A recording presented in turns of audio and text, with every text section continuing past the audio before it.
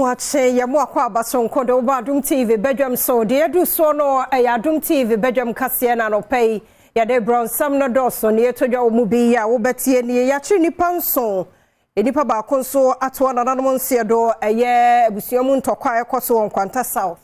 wo timantemu ya de honsam no ebebro enipa miensa ahwe wo mon kwabra ahye mienu di mpunimpu wo eye yape Central Gonja mensino emusansam no nsem bi na no pay mede bro Adom TV Badwam kase wo Go TV a channel no ya 119 DSTV channel no ya 280 na YouTube no Adom TV 2 midin de afia amankwa tamaklo afia ne de mientie se de nsem ni chiremu etie ankasa aposifo akire enipa enso ama enipa dodo nso eprepra ni nyina ye mentebe ho asibi ekoso won kwanta south ewo timantemu make say adankra be say duonum 50 ejapade wo mu de won mo say no won eprepra no ewo ayaresabia won kwanta mpanifo hwe wo Adom TV kase etwaso na watwi mu ebeto dwa cement me wase asore ewo nkwanta south mensinimu amusuakuo mienu ena de asiani sesei kronimu ayehye ya obi abɔ ne ho adwa sebeya onkoto obia amanemu adan be se aduonum ne nyapade pii ena asese ne nipa nso na posi adwumayeko no akire wo mo a etototo ekoso amabinum so aprepra woda ayaresabia wodo ewo nkwanta eje ayarehye yamani boni obrempomba owusu echiremu a emusuakuo miensa adele chala ene achode ena de asiani ewo bayire afahye ehu enipa miensa atwa na nanom nse do ewo white voter bridge no so aye yape wo Central Gonja mensimu wo Savannah mantam ne mu na tracks mienu we free ediba we free anafo na omude abehie mu a ene nipa bi atwa na nanom nse do Adom TV kase etwaso nipa sankwanhye isi ye wo hunu bi okiremu a na ka kase baako ekotamale ena foforo nso ekobope ya na cement enegumu ebra wodru amane bi ewo yape ensamso no eso ena ene ye hyen ehie mu a eja etomu ebra ba ne sa no Central Gonja district edumja adwumayekuo ebomodin adru hontemu a obewunu sa hyenkafo yi mienu akam odumja no enso enipa miensa ena ahwere wo monkwa ochese ogusua eye nhyehyemu se nipa miensa ye muyi wode akwakoto tamale abanya resabia mochire emema ni nyina dwane akokwa ye ni mu agya ma ene mofra ewo ho ni nyina no eye nipa wo msusu se bambofo asrafo bi na agya won ho egu eye garu kro no mu apa ismantam no emu na wo hwe se de ne me kokro na ye hunu adekodi nti a ebema mema meyate wo ho egu monten so ama wo msusu se wo bro enipa mu nchire mu Adom TV kase edeba. What has happened? Garu here is a very peaceful area, peace-loving people, and we have enjoyed this peace for so many years now. We don't know what the military want and what they want to plant in Garu so that there will be insecurity for us here. In fact, we are highly disappointed in the act that is committed by the Ghana Armed Forces in Garu and whosoever that might have been behind what they have come to do. We are highly disappointed. Now, one of our guys fainted. Whether he will survive it or not, we are not in the picture. We don't know what has happened. Some of our members are not there. They've taken them away. In fact, it's very, very unfortunate. Meanwhile, if it is the case of about the conflict in Boku, we don't even know the real situation. But if it is about the conflict in Boku, we overheard Walwale, they bent a whole Uton bus in front of a police station, of which our people seek cover. Up to now, did they ransack the place? Did they beat people? No. You see it, even in Boku, they shot and killed some immigration officers. Did they ransack the place like that? So why have they come to Garu here that we have not done anything to come and treat us this way? In fact, there is what we call lawlessness in this country. And the president and the Minister of Defense must be answerable to this because we Garu people, we are not just laymen like that. We are also human beings. We enjoy human rights. And we cannot allow our brothers and sisters to suffer this kind of humiliation. It is out of bounds. We must state it categorically that if this is what the MPP government want to bring to the people of Garu and the entire Kosak, then they should better back up because I know that for sure in Ghana here, if there's going to be anything that will bring about chaos in this country, it's going to be about some of these things and nothing else.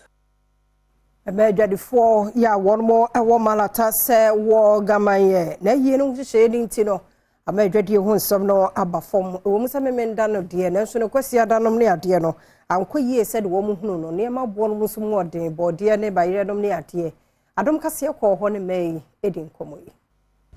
ene adom kase ye de aprobo no abepiem e wo Malata market ye ba behwe sɛ de enema ebo esitie ye ba bewura na wɔtwe foforo mu yi wei ene nsɛm a adwadifo bi de to dwa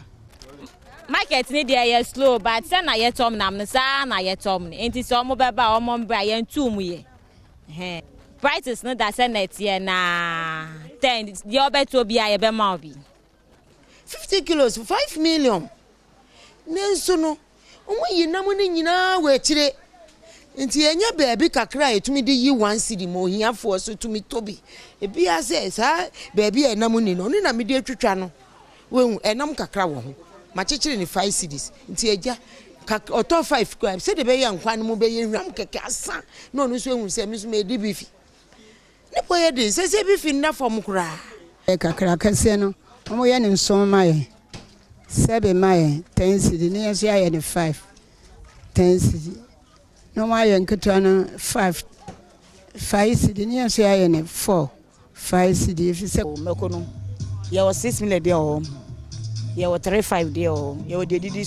konko no we no 10 cedi we 20 first na ne bo no ye first na ne bo no ye but say de ne bo no sa akosoro kakra almost 7 years ni na twie boa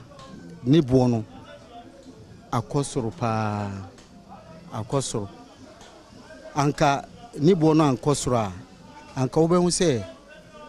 prices are make catch-all the way I ton no anka eye man enduro sa wow but because of the way our price no na twie price no ekosoro no enti na yeso na tunam no boa ekoduro sa 25 cedi to 30 cedis three customers no omumbra Malata no mumbeto enam sene adwadifo no ese ene se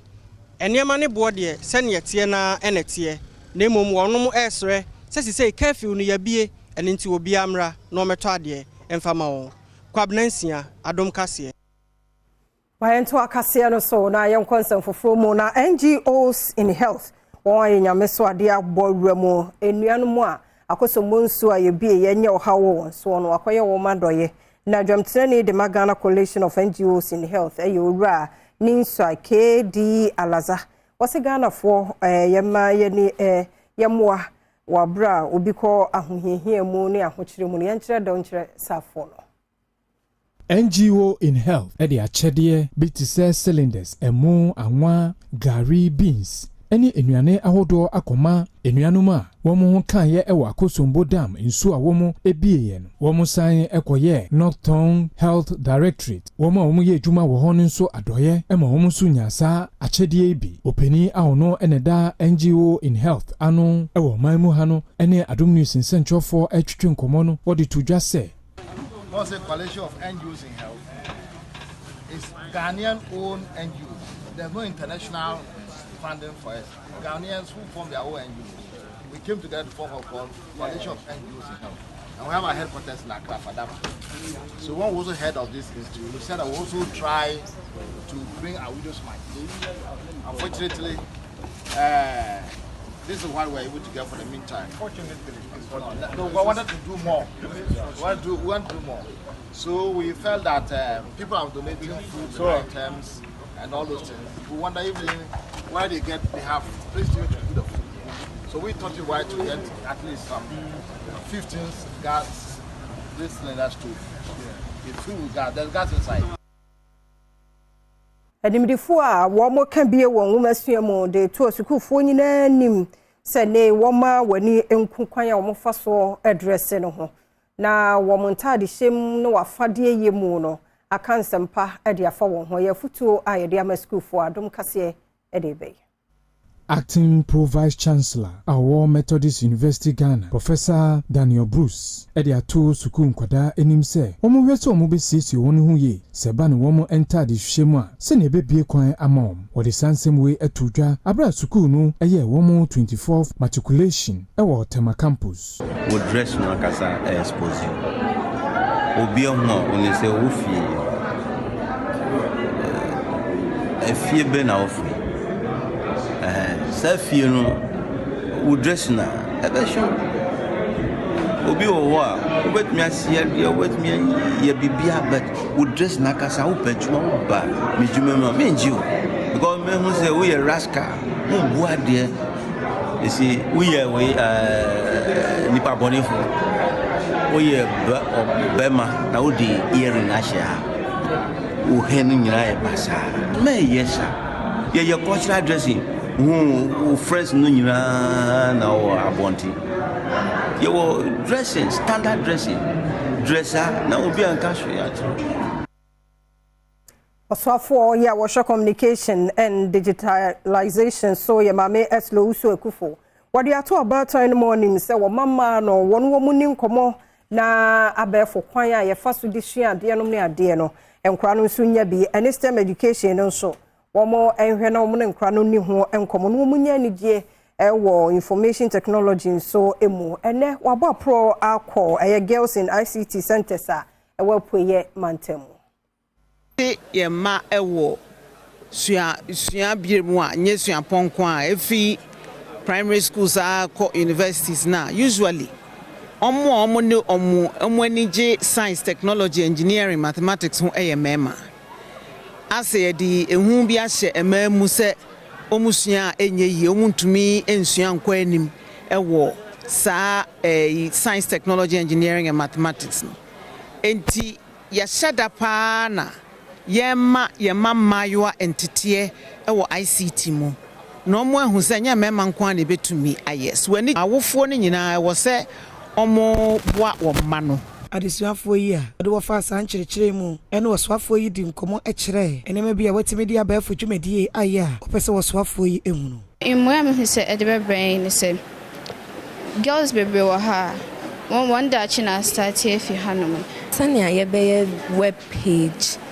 sania ye be create games on our own sania ye be create folder why in bebre because nan saying the world is using computers everywhere. I'm to me creative folder. I'm where scratch projects. I'm create websites. I'm send to my website. Akuafo ye war commander dina guafo abrim. Mensi no mo srempanifo ne aban ne tichu pa se wo meboa wo mo wa abefo kwan a ye de edo kwaye ne enya no baye papa edi no. Omeboa wo mo fise no baye no bebre wo ho nanso ne titie mu no ne kura mu no edinti be wi akire na sei Adom kase etwaso Basra aban wo kuade bi o de bebre as a department ekuayo eye seasonal meka seasonal la ekuayo wo ne mre edi nsuto bre na ye adwuma ensu ni twam a ye ntumi nyetwe enti kane ma bi wo aban de bebre enkansu ni nyensi fom na nko ma ye nsanka sabe ye ekuafo ne sabe kane ma entam so na wo kuayo no etumi adi mu eno achi kuafobia onya asa adwumadie mu chefa edit udwa se wo mo wa hopi ya wo hwekwan sa ban ebeye bibia fa ho ama wo mu once you need irrigation system, they depend on the normal rainfall. To save your effort into production, or cut off within a short time. Actually, we go it's the best say over two no one with irrigation facility.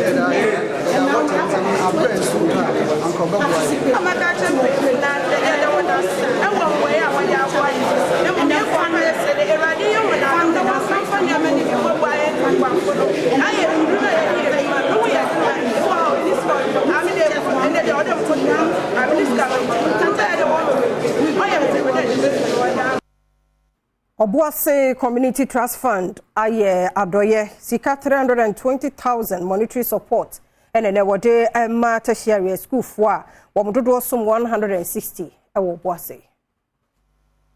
yehu se ye communities na di dwumedi e wo so no ya na mpempi no enkra no ewie SHS a ya no mo pepeso mo toa so se be ya mo daachi no ebe ko nanim ya na sika mo de be ko no ya na bi wa kakakra nteno na 2019 ye nhyehyɛ se sana be ya afibia na be bo ankusa ankra ne bi na o mani so ade hu etimi abem enti afi no nhyehyɛ yɛayɛ no nkura 40 ɛna yɛde akɔka nkura 120 a ɔmo second year to fourth year dada nti woka bɔ mu a total of 160 students ɛna afi yɛasɔ ɔmo asene wɔn a wɔn anya fani so emfaso ni bi ene Adom news nsɛntwɔfo atwitwe nkɔmɔ no ɔde to dwa sɛ ɛyɛ ade ɛbɛboa ama wɔn nso wɔn asuadeɛ sɛ fund ne nso ɛbɛba mfasoɔ mba bebre empɛ engineering bebre sɛ ɛden ti ɔmo mpɛ engineering ti sɛ ɔyɛ ɔba na wotumi yɛ engineering na wowie na onye adwuma pa you are well respected in your community ɛni ti na mesumani gye ho a me bɛyɛ engineering scholarship ya yenye be make sure say yebesua adeɛ to a maximum best said we benefit from it and also help the Obuasi community as well. Most of the scholarship ekoma oma engineering field as engineers we be making sure say yenso be benefiting na they be free school near the Obuasi community. Ade omo dia maye enye se yenso ye kwa akoda so ye kobo ye homodi asua ade se na be ya eso be ba mfa so pa ama ye daachi bi na oman ni nyina anase ekuru Obuasi ni nyina nso nya so mfa so. Tema Central Market for so send ne bambo wo dwanem no wo fom ye pa nti nipa bi ayo wo mo ho se wo mo ponko fie no mo so ye operation wo akire ho be bad ye be che no eso mo ye wo mo nyina from wiewia wo mo ne manom ne ade nti wo mo sre panifo nyire bambo mu e wo dwanem ma wo Adom kase ne bi edi nkomo yi Shema ye ho ni se omo mo wi enam bebebe no and nam to say animal based and nam menchina maponchi especially red meat no omo 10 days so bitmenya cancer e was sure so this and say and nam ebe increase of fatty tissues or body fatty tissues so it mean increase your hormones bit say estrogen estrogen so to feed the cancer cells it is a so every number baby no it mean am I risk say bit me cancer in which